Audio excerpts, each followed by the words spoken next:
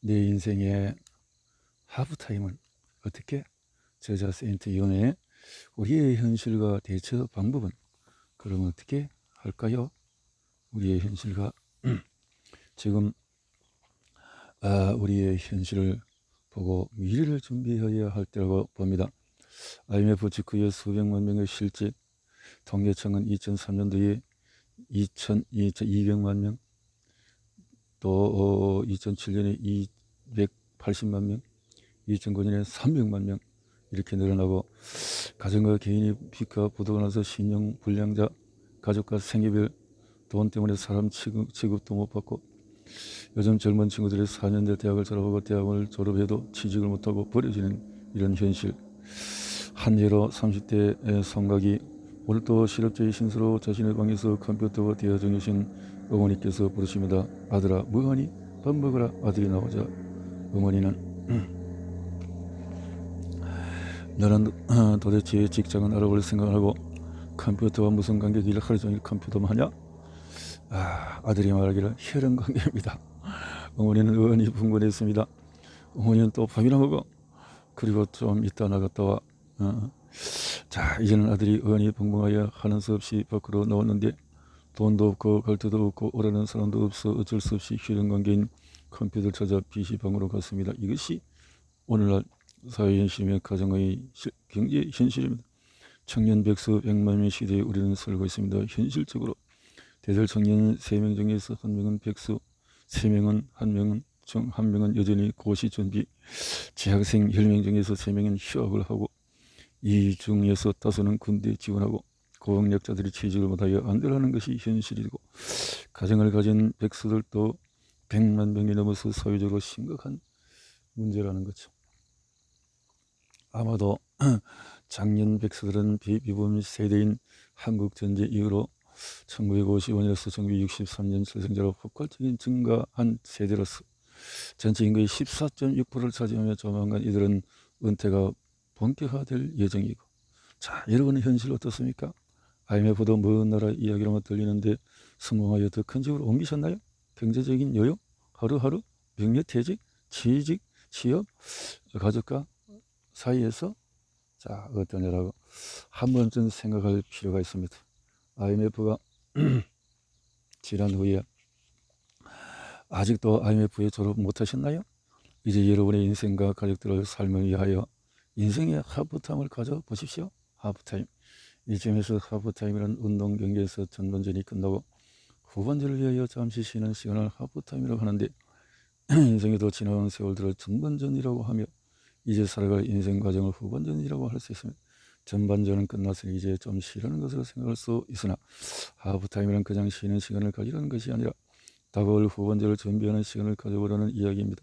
세상은 빠르게 변하고 노동시장의 환경은 급속도로 변화하기 때문에, 자, 이렇게 해서 다큐멘터리 북극의 눈물을 보셨나요? 지구온난화 현실로 빙하의 북극 얼음이 녹아들면서 생태계가 파괴되고 있는, 자, 물개가 사냥하여 먹고 살던 북극곰이 더 이상은 사냥할 수 없는 현실이 도래. 정말 위기라. 힘없고 배고픈 어린 곰들이 위기를 느끼면서 먹이를 찾아 400km를 여행하다가 흰기러기 둥지를 발견하고, 한편 흰기러기는 온난화 기후 때문에 이상번식으로 너무나 많은 알을 낳아 생태계 또한 위협을 받고 있었는데, 이 흰기러기 둥지는 먼 데서 온 북극곰들의 먹잇감으로 안성맞춤인 것입니다. 북극곰은 멸종을 면했고 흰기러기는 이상번식을 막을 수 있었습니다. 이 이야기를 보면서 여러분도 위기가 느껴질 때 바로 기회를 발견할 수 있다는 것입니다. 현실 속에서 흰기러기 둥지를 찾을 수 있는 기회가 있습니다. 그렇게 말도 많았던 한미 FTA가 현실화되어 움직이면서 우리에게 기회를 제공하려 합니다. 아날로그 장사법은 싸게 사서 싸게 판다였지만은 디지털 장사법은 작은 시장보다 큰 시장에 판다입니다. 큰 시장. 자, 이직을 통해서 성공과 꿈을, 기회를, 인생의 하프타임을 생각하고 후반전을 준비해 봅시다. 준비해 보십시오. 먼저 여러분이 한 번쯤 내가 누구인가 한번 생각해 봅시다. 집안의 가장일, 아이들의 아빠, 또 남편, 엄마, 또 아들, 딸, 그렇다면 소중한 사람입니다. 도전해 보십시오.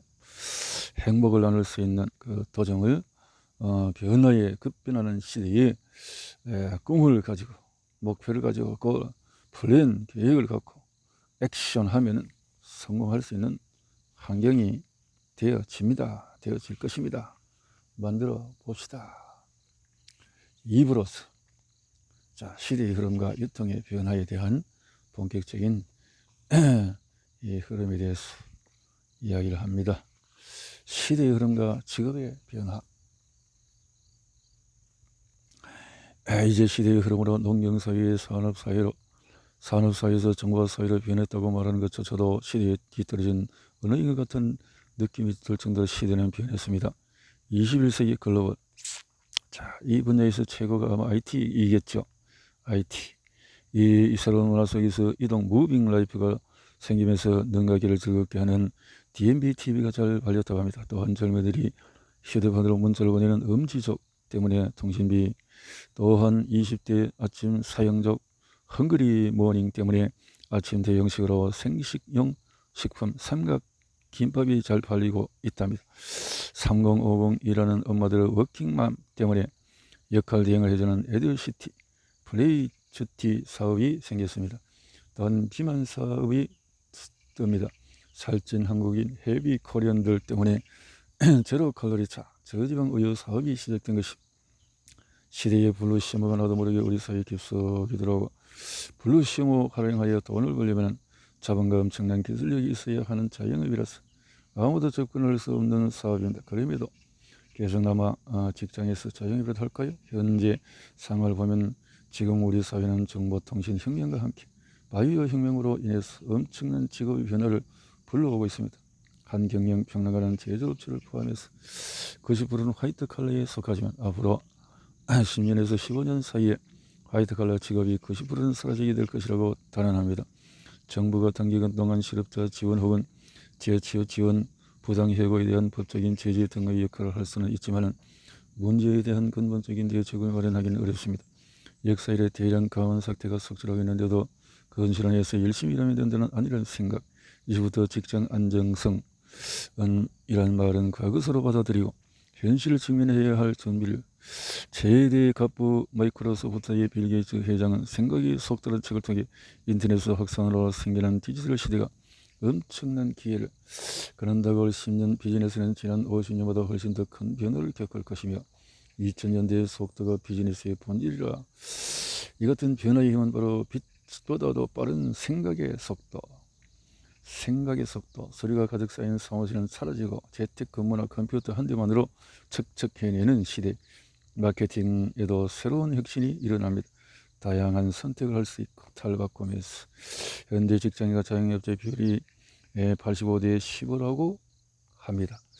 85대 15 자영업자의 비율이, 즉 20세기의 직장인이 85%, 자영업은 10%였지만 21세기 현실은 정반대의 현상인 자영업이 85%, 직장인이 15% 변화하는 시대, 생각해 봐야 할 대목입니다.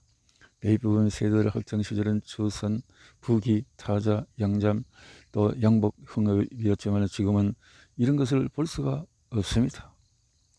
유통 방식의 변화가 있습니다. 재래식은 생산, 청판, 도매, 소매, 소비자 했지만 할인점, 생산, 할인점 했지만 홈쇼핑, 광고, 통신, 소비자, 그냥 네트워크, 생산, 소비자 주도로 이렇게 발전해 왔다라는 것이 유통의 변화가 우리 현실 속에 다가와 있다라는 거죠.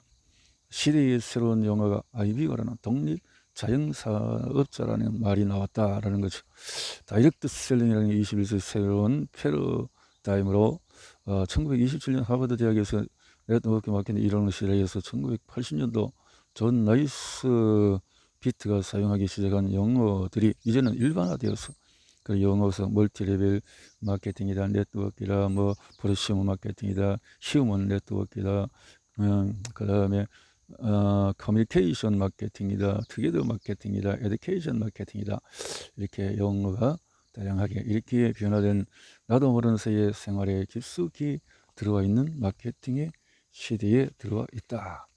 뉴 패러다임, 뉴 트레이드, FDA 혈정으로 인해서 21세기 글로벌 시대에 윤곽이 드러나면서 세계가 한 시장이 됩니다. 전 역사의 컴퓨터 사업이 이제 또 새로운 패러다임, 한국 인구가 5천만 명이 비즈니스를 했지만 이제 전 세계 60억 명이 인구를 향해서 비즈니스를 할 수 있는 현실이 도래하는 것입니다.